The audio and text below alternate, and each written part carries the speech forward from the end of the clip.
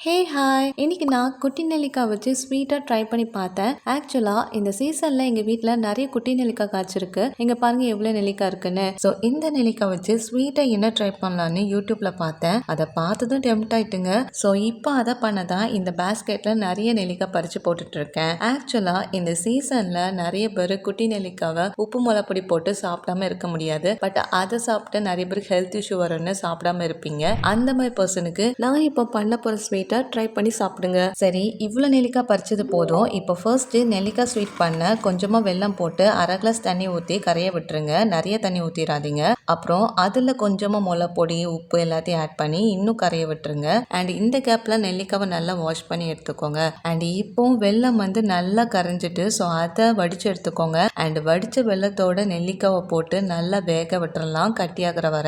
So ரொம்ப நேரம் ஆகுங்க. நல்லா கிண்டி விட்டுட்டே இருங்க. லாஸ்டா இந்த மாதிரி ப்ரௌனிஷ் ஆனதும் எடுத்துடலாம். இப்போ பாருங்க பார்க்கவே நல்லா இருக்கலாம். அண்ட் அதை சாப்பிட்டு பார்த்தேன், செம்மையா இருந்துச்சுங்க. இதுல கொஞ்சம் ஸ்வீட்டு காரம் லைட்டா உப்பு எல்லாம் சேர்ந்து செம்மையா இருந்துச்சுங்க. ஸோ உங்ககிட்டயும் குட்டி நெல்லிக்காய் கிடைச்சா இந்த மாதிரி ட்ரை பண்ணி பாருங்க. ஓகே, பாய்.